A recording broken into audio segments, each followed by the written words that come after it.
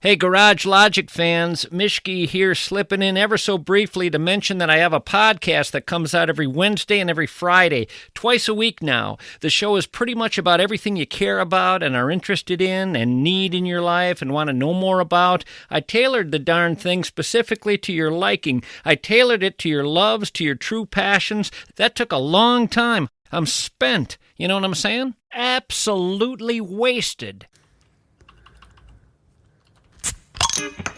This is the Weekly Scramble, a place where we chat about life over a cold one or two. It's time to belly up to the pod with Mike Fratelloni and your host, Chris Reavers. That's right. It's time for the Weekly Scramble podcast. My name is Chris Reavers. With me is Mike Fratelloni. Hello, Michael. How you doing, Reavers? Good. Glad to have you back. Can I say something? Oh, please, go ahead. Great show the other day, the one that I wasn't on. Okay. Why do you do your best work when I'm not here? Stop it. Why is it always you're knocking out of the park with a good interview? That guy from Mint Properties, Jim Rubin, really was a great guest. You really got a lot out of him. I'm glad to sit down and understand a little bit more about them. For those who don't know, Mint Properties was located on 19th. I mean, they have a bunch of buildings, but they're located on 19th and Nicollet. I think one of their big buildings is. And we had a hardware store on 18th and Nicollet. Oh, that's right. So much of what he talked about, gunplay in the parking lot type of thing, happened at our location. And to be fair to our location, our lease was up. We were there for 20 years, and we just didn't renew our lease, right? And we probably, if it would have been what it was like 10 years ago, it was one of our most successful stores, and then it just petered down to nothing. And so we left that, and we had a store in Uptown, so we knew all of our customers could just go to Uptown. In fact, Jim is one of our best customers at Mint Properties at Fratelloni's. Did the building get replaced with something else, do you know? The person who bought our building during the time of our lease, a developer bought our building, much like Mint Properties, and they're going to redevelop that building anyways. So they said, hey, you guys can stay here for longer, but we might redevelop any day. So the last thing you want to do as a business owner is keep investing to improve your location and then have your landlord say, sorry, we're tearing it down. Sure. And I assume they're going to tear it down in 2 more years when crime turns. Gotcha. When everything gets better, when the new mayor of Minneapolis gets in and creates this great socialistic network across the town. Yeah, when Omar Fateh takes over. When Omar Fateh wins in a landslide. Oh, for sure. Then he'll make the changes that need to be made in the city. So 19th and 18th and Nicollet will become God's country again. Could you tell I was being facetious? Yes, I can. Okay. And that's so it's interesting you say that, because I know you haven't had a chance to listen to the Garage Logic podcast from today because you walked in the door as I was posting the show. But Joe got an email from a listener who was listening to our show, meaning me with Jim Rubin, and thought it was either an episode of GL or whatever, and had said something that Reavers really made a profound point with your guest, Jim Rubin. And Joe said, I don't remember you saying that. I said, I know, because that was on my show, and it's always nice to be able to finish a sentence. I did listen to a couple of shows while I was gone. I was out of town, right? I went to Traverse City. Ever been to Traverse City? No. Really pretty town. Help me. Traverse City, Michigan, on Lake Michigan. Gotcha. Okay, right? Thank you. Super pretty, and I was driving all around Michigan, and Michigan's really, really pretty. I did not know. I kind of thought Dearborn, of Michigan not so much. No, and I kind of thought of Flint. When I thought of Michigan, I thought of Flint and bad parts of Detroit. Boy, northern Michigan? Michigan is very similar to Minnesota in this regard. There's your Detroit, Dearborn, Flint, those areas that are much like what is the current state of Minneapolis and St. Paul. But you get outstate Michigan, it's gorgeous. Absolutely gorgeous. Rolling hills, beautiful. I was actually taking pictures of trees changing colors, and I would send them to my wife, and she's like, leaf peeping? What are you doing? What are you doing? And I'm doing it like while I'm doing 80 in the rental car, like sticking out my camera out the window. And she's like, honey, I've seen a tree that was once green, now burnt orange. I think I got it. And I don't know. So we have so much stuff to get to because there's been so much news that has happened. And not that I want to start the show off on a dour note, but there's a couple of stories that have really, really sat in my craw. Is that the right word? Okay. Stuck in your craw. Stuck in my craw. Thank you. And I wanted to expand upon this because one of them happens to have taken place close to my neck of the woods in Rice County. Oh, what's this? And I was really, really disturbed by what had unfolded with a special education teacher. in the Northfield School District. And it's I had heard about this story a while ago, but the reason it resurfaced, I believe, on Monday or Tuesday, was because she had her trial date set for. Okay. Do you have it in front of you? Because I'll give me a second. I don't. Remind me her name. I believe it's Katie Hansen. Katie Hansen. Okay. Yeah. And Katie Hansen's a school teacher. Well, special needs school teacher. Yes. So let me just get the story. I got it right here. A former Northfield middle school teacher pleaded guilty on Monday to sending sexual photos of herself to children, court documents show. Katie Hansen, 38, entered a guilty plea via petition to one count of engaging in electronic communication relating or describing sexual conduct with a child. It's part of a proposed plea deal that would dismiss a second count of the same against her and earn her a stay of imposition with 5 years of probation, community service, and restitution if applicable. The deal would also require her to testify in the case of Gabriel Crombie, a school resource officer accused of helping Hansen cover up the sexting incidents. The plea deal needs to be approved at Hansen's sentencing hearing, which is scheduled for February 3rd. Last December, a student reported Hansen sent her and other boys' photos via Snapchat. The boy also said that told Crombie about Hansen's behavior, but police found no documentation of the report. Charging documents said Hansen admitted to sending nude photos to several boys, the youngest of whom was in 8th grade. She told investigators that Crombie approached her in April about a report made by a teacher, at which point she confessed everything to him. Crombie allegedly said that he was going to do her a favor and let the case go, and the two began a relationship. Hansen resigned from Northfield Public Schools in December. Crombie is charged with a felony count of aiding an offender and a gross misdemeanor count of misconduct. He is scheduled to appear in court on October 14th. Okay. Here's why I've got a massive, massive issue with a lot of this. If she's going to get a plea deal and this guy's going to go to trial, what this tells me is that he's going to end up serving way more time, because she's not going to go to jail because of this plea deal. No. And he probably is going to go to jail. Now, what they both did is inexcusable, so don't get me wrong. Sure. But what is the bigger offense here? Is the bigger offense... Oh, jeepers creepers. You're not going to like my answer on this one. Okay, go ahead. No, I want to hear it. I mean, should she be sending nude photos to children? No. There's one little tiny bit of me that doesn't think that's as big of deal for a woman to send young kids, 8th grade up, right? I'm walking this fine line. Sure. It's not as big a deal as a police officer extorting someone for sex, saying, I'm going to take this. Police officers should be above reproach. Let me pause right there. Yeah. In an effort to not help you, clarify. But that's what she's alleging. She's alleging, okay. He's saying they were already in a relationship, that they were already having an affair.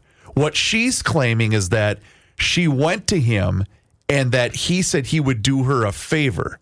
So that's going to come down to a judge deciding whether or not she's telling the truth. Okay. Because either way, everything about this is so disgusting and so wrong.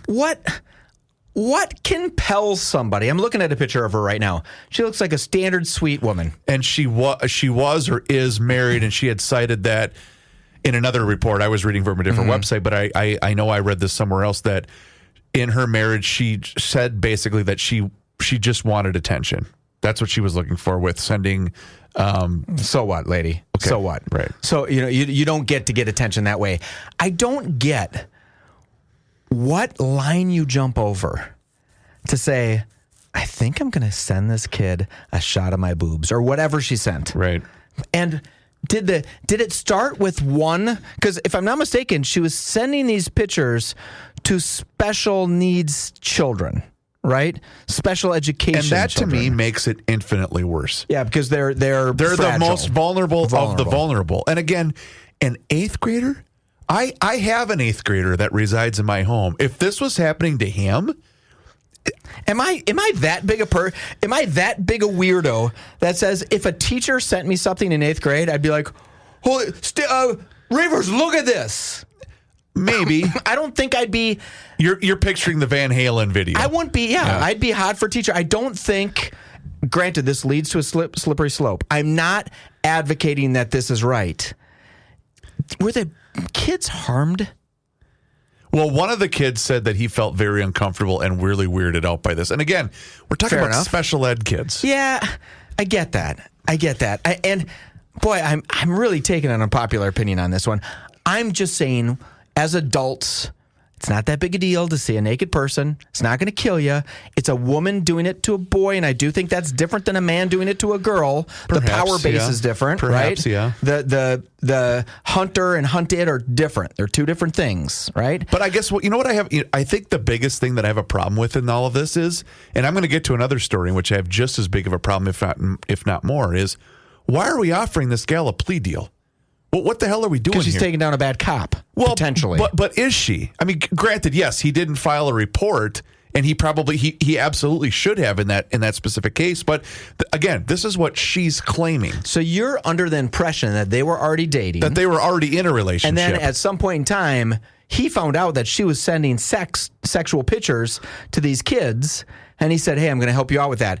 I was under the impression that he found out about the pictures and then said to her... And then use that to his advantage. Use that to his advantage. Sure. And if that's the case, he should go to jail for a long time. Yes, you don't get to do that. He really should, but also, so should she. So should she. I get that. Okay. Again, would I be pissed off if someone sent a naked photo to my son? Yes. I'd say, what the hell are you thinking? What the hell are you thinking? As an 8th or 9th or 10th grade boy, I would have had a different feeling of it. I would not have been vulnerable feeling. Sure. I would have been on top of the frickin' world feeling. Okay. Am I the only one who thinks that? No, I don't think you are, but I do somewhat agree that it is way different that it is a male student and a female teacher as opposed to the other way. It is. And I do agree with that, but at the same time, I think adding the fact that this is these are special needs kids, that for some reason that just does not heightens the stinkiness of it. Okay, right? So I wanted to bring up the plea deal scenario because there was also this case. Here we go. A former state trooper has pleaded guilty in a child pornography production case. Jeremy Plonski entered guilty pleas to 1 count of producing child pornography and 1 count of distributing child pornography. Additional counts of each offense will be dismissed at sentencing. Minnesota State Patrol Colonel Christina Bogojevic confirmed that Plonski has been terminated. Quote, as stated in our previous statement, no badge, no title, and no passion will ever place anyone above the law. Protecting the vulnerables is our duty. Anyone who violates that duty has no place in this organization or in our profession. Jeremy Plonski has been terminated by the Minnesota State Patrol. Authorities said Plonski sexually assaulted an infant and wore his state trooper and Army Reservist uniforms while committing the crimes. Plonski then sent the videos of the assaults to a user on Kik. A sentencing in the federal case has not yet been set. He was also charged in Scott County with 1 count of first-degree criminal sexual conduct of a person under the age of 14. It's unclear how Plonski's guilty plea in federal court will impact his state's case against him. I'm going to ask this once again. Why? I guess this is a broader issue that I'm having right now, because whether it's the Hennepin County Attorney's Office, the Ramsey, whatever. Who the hell decided it's just such a great idea to just go light on crime? So what was his plea deal? Well, the plea deal was he had 2 different offenses dismissed at sentencing. But do you think they were just blended into something different? How does that work? Who gives a damn? Well, I mean, no, what I just don't get. I mean, there's so much nuance to that, right? Sure, but this is the difference from this guy going away forever, which is what should happen. Which is more than what should happen, yeah. Or him serving 10 to 15 to 20 years. Again, we'll find that. We don't know We don't that. know that. Yeah, and I am, let me go on record, I am 100% of the opinion that this person should never see the light of day again. Never see the light of day. Never see if you're willing to do something That Boy, am I heinous. just a hypocrite? Am I just a total hypocrite? Because this chick who It's all right, I sent still love you. a couple of ninth graders boob pics, that I'm like not okay with that, but it's like, okay, that was dumb. And then this guy, obviously something way worse, having sex with an infant, molesting or videotaping sexual encounters with an infant. I think he should be spiked to death. And that's, right? I guess that's the bigger issue I'm having here. And I know I'm a little bit more, I guess I don't know what the right word. I'm so exhausted and tired of everyone that just wants to live their life. That has to suffer from a lack of accountability and a lack of law being taken with people. I'm so freaking tired of that. But I'm sick of living in this world where this soft on crime stance has had an effect on everyone out there just trying to do the right thing. We don't know that, though. We don't know in this case, for example. It might just be the attorney saying, hey, this is an open and shut case. We'll dump these two things if he agrees to 30 years in prison, right? And that's the mandatory, or that's the minimum, whatever it is. And instead of going to trial, they just get the work done. For efficiency purposes, Reavers, I don't really mind that. Right? Are we going to send him to court? It's a slam dunk case. He's going to get the same thing anyways. Why risk it? Right. Have the two attorneys sit down and say, hey, this scumball's going away. Right. He's going away for a long time. If he gets 2 months, that ain't going to do it. But if he gets 40 years, that kind of counts for me. Sure. Right? All right, let's talk about our friends at We Are Nuts. Well, that's a horrible transition. It really is, and there was no really good way to do this. Isn't. But I got this great email from Stuart, and I wanted to read this to you, Michael. Hey, Reeves, the other week I decided to renew my membership at the New Richmond Sportsman's Club and went to the local Muni to get my paperwork and pay for the card.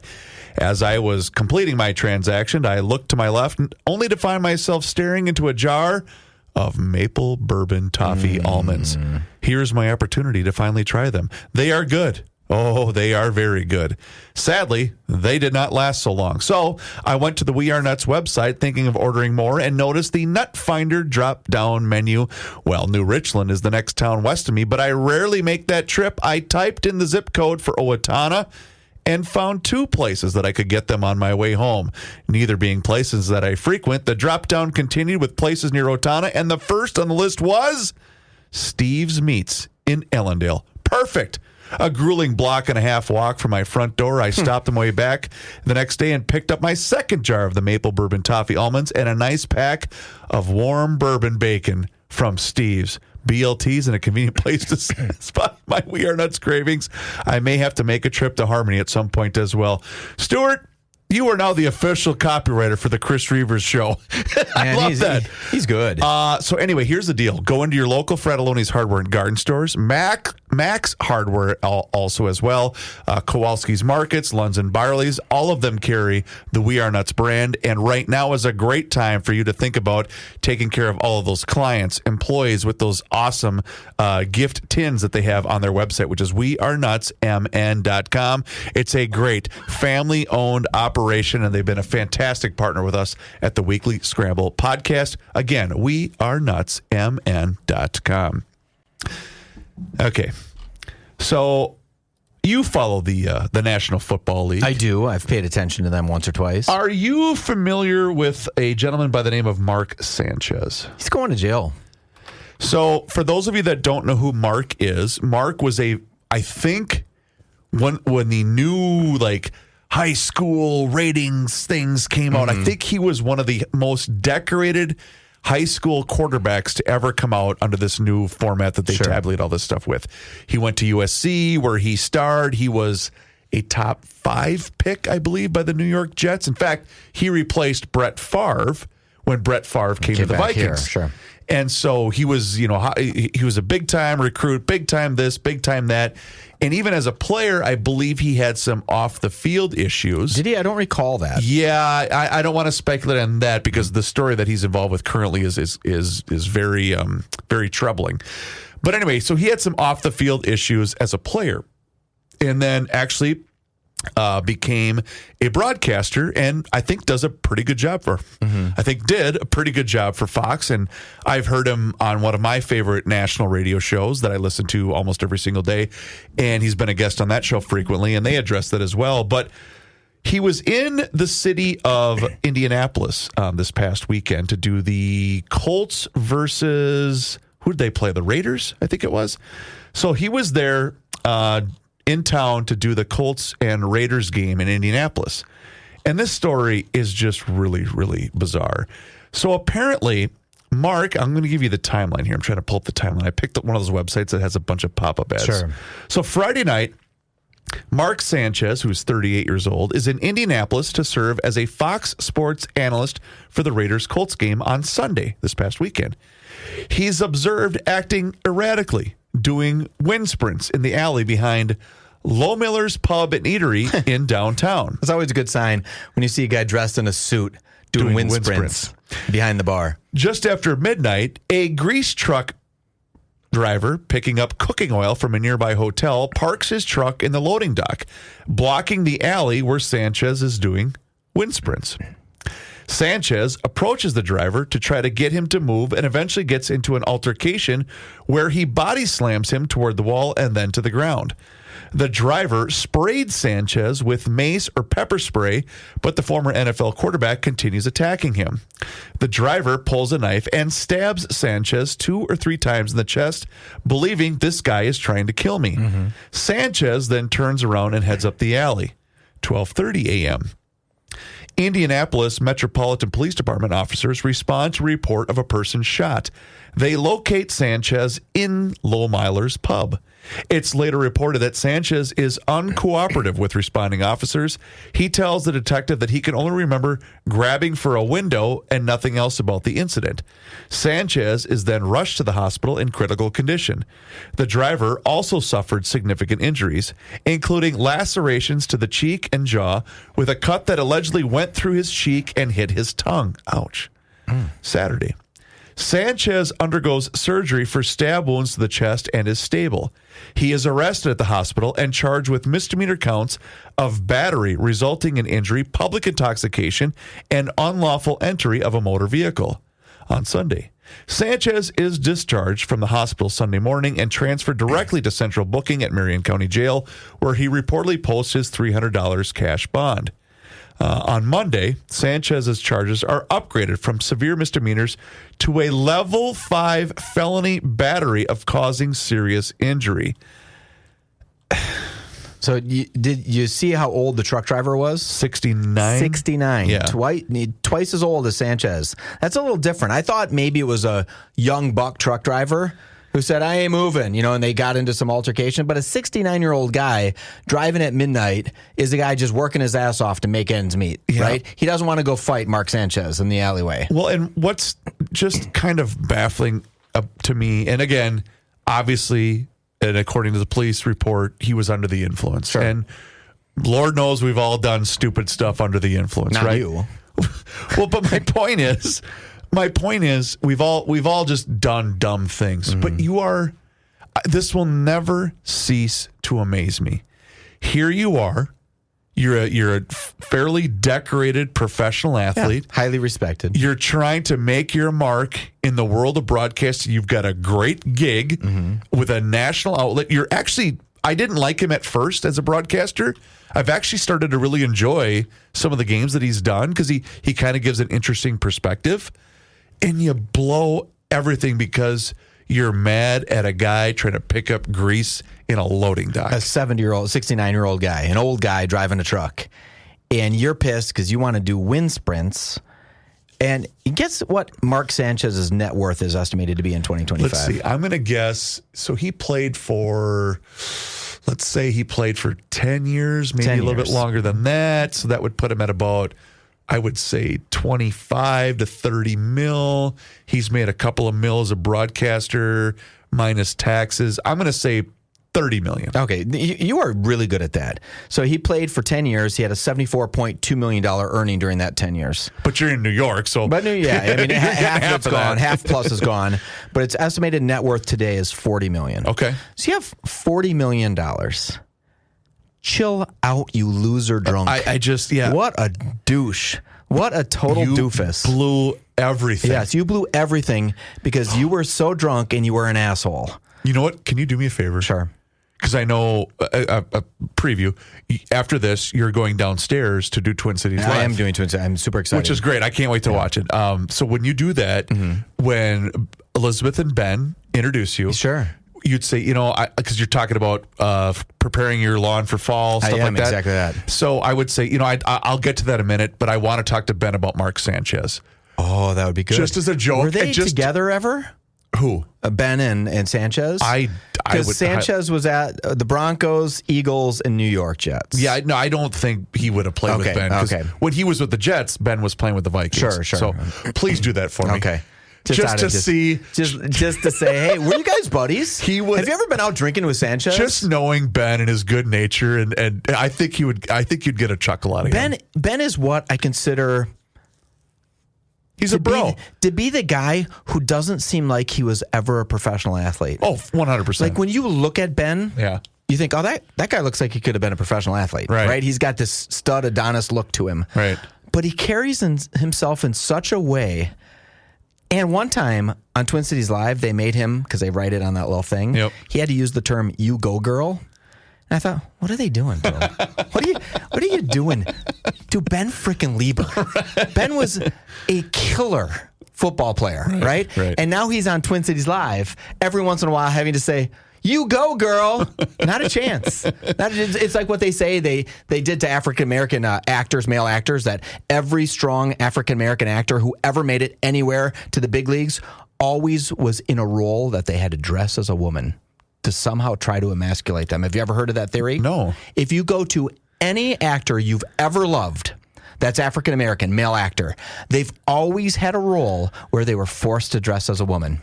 I did not know this. It's a really weird theory. But that, when I heard Ben Lieber one time on Twin Cities Live have to say, "You go, girl." You go, I'm like, girl. oh, crap. Ben, what are we doing here? You can just say, Ben can just say, "I ain't saying that. Not doing that. I'm not doing that." Let's let sweet Elizabeth Reese say, "You go, girl." Right. And he'll say, "What up? What up, doll?" That's what he could have said.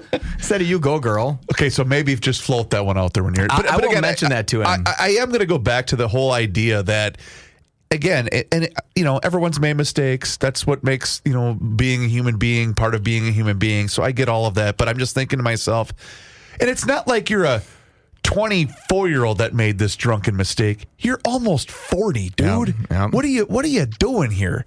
Anyway, so I was flabbergasted to the point where when I saw the story at first, I said, well, there's got to be more to the story here.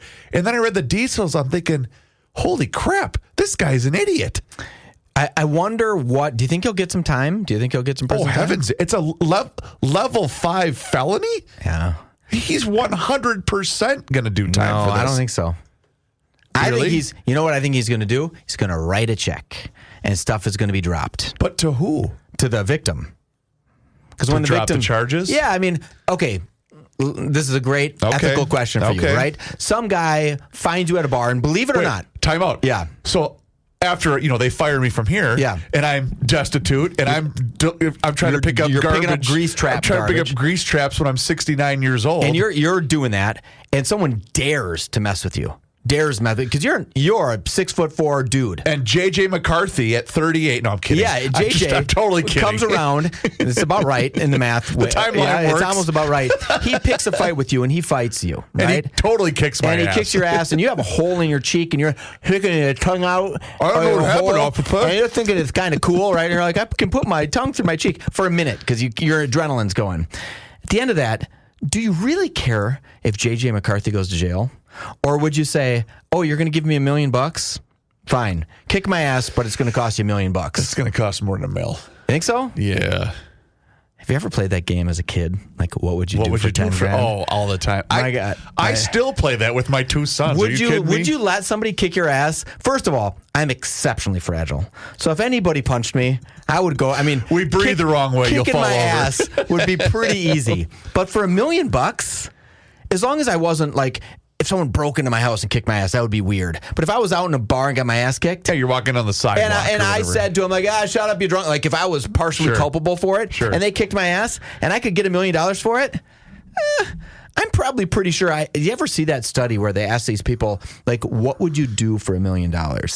And they said to people, I'll give you $1 million, but you have to give me your family pet. And everybody said no. Right?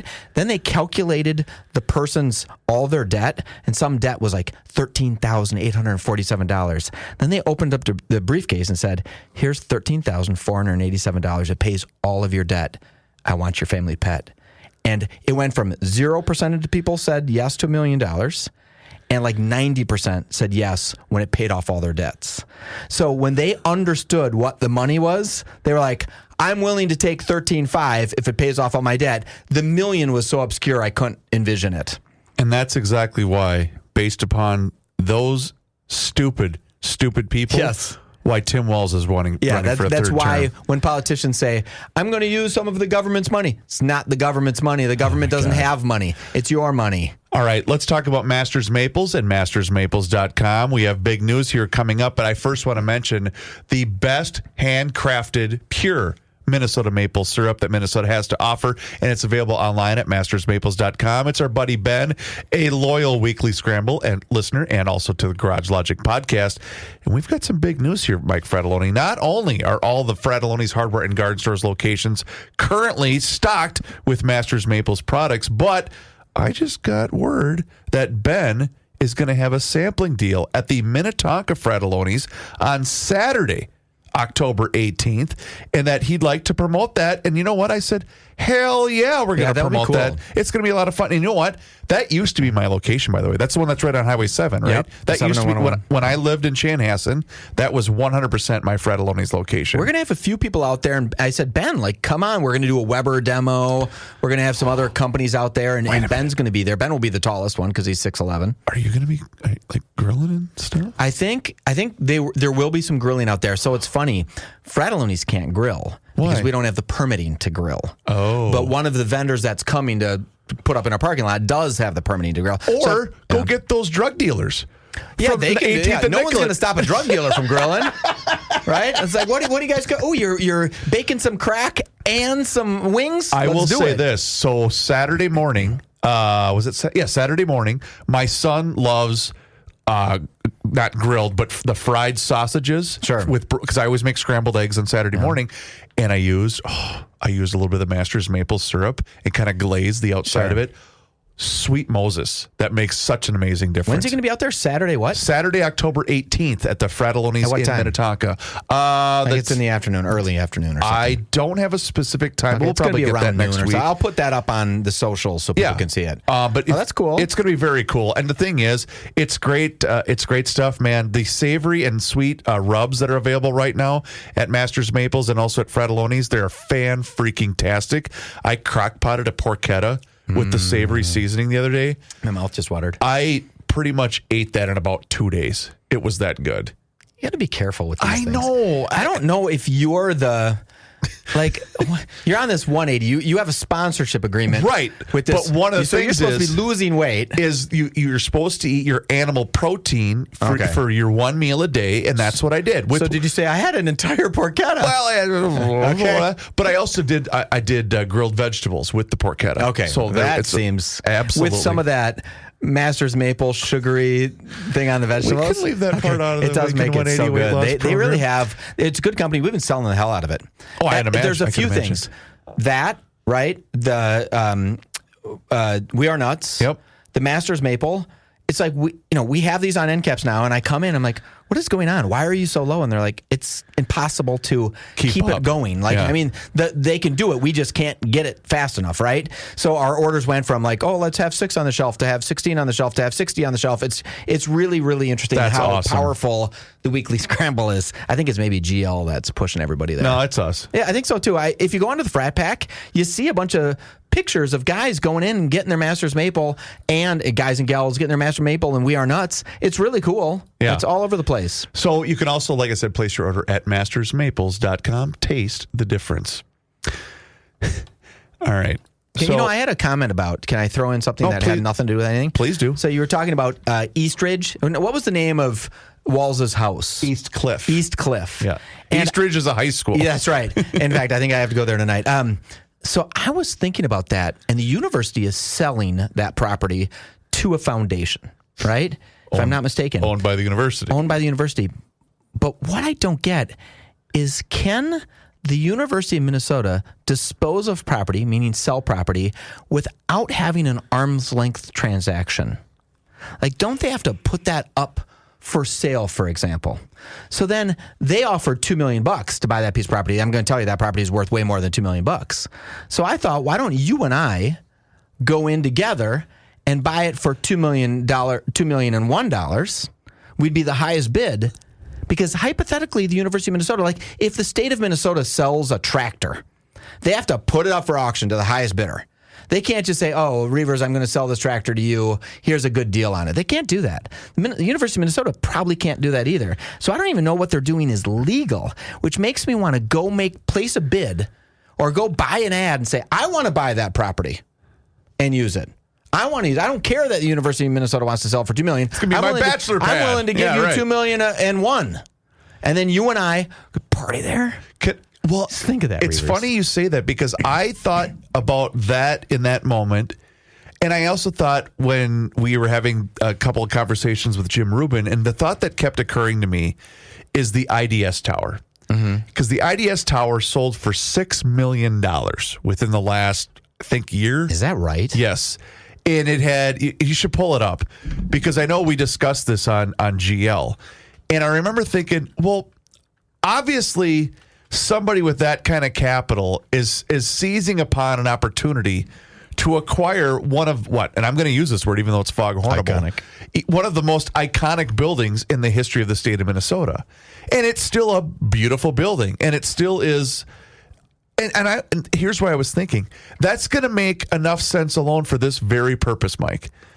Because the top floor of the IDS Tower is a wedding venue. I know. And I only know this because I wrote that check 18 years ago. Sure. And that alone would be worth the price tag. And am I right? Was it $6 million? I'm not seeing that, but I'm sure it's not showing me that last $6 million. Last time it sold that I see was in 2013 for like $253 million. Okay, I'm going to look this up because I know we talked about it. But was it the IDS or was it a different building? It was LaSalle Plaza. Yeah, here we go. January 31st, 2025. The Minneapolis IDS Tower sold for $6.25 million, which would represent a 97% reduction in price from the last time it sold in 2013 when it was traded for $200 million. Wow. That, to me, is insane. That does, Sorry, $253 million. Sure. So, okay. I think... I don't have $6 million free dollars. Who does? But I could scrape together Mark Sanchez does. A couple of buddies, and we could buy the IDS. I think if I would have known that, just imagine bringing a gal up there. I'm married, you're married. Not us. We couldn't do it. Right. But buddies that are single. Someone we know. Because that floor spins, right? Doesn't it turn? Yes. It slowly turns. So you could get her up there, and you could say, hey, do you like this view? And she goes, I don't really like this view. And say, hold on. And then you go back there, flip a switch and it turns and say, how about this view, baby? Think of the power. Guaranteed done deal. And not to mention the fact, and again, just from a business standpoint, you've got the hotel that's in that building. You have, is it at least 30 floors of retail space that are available?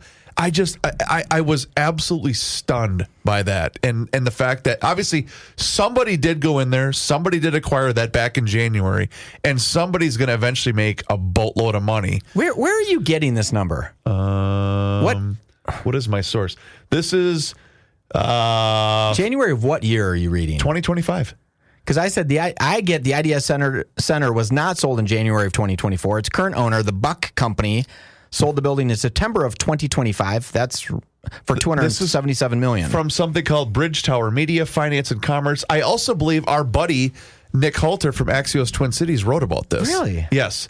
I have stuff from September 10th. Why isn't it not mentioning this? I guess I don't know. And you're sure it's the IDS Center in Minneapolis? That's because I remember, and the only reason it stuck with me is because that's where I had my wedding reception. Okay, hold on. Here's another tower that says, okay, this is on the fly. This is not great radio. Okay. But we're going to do it anyways.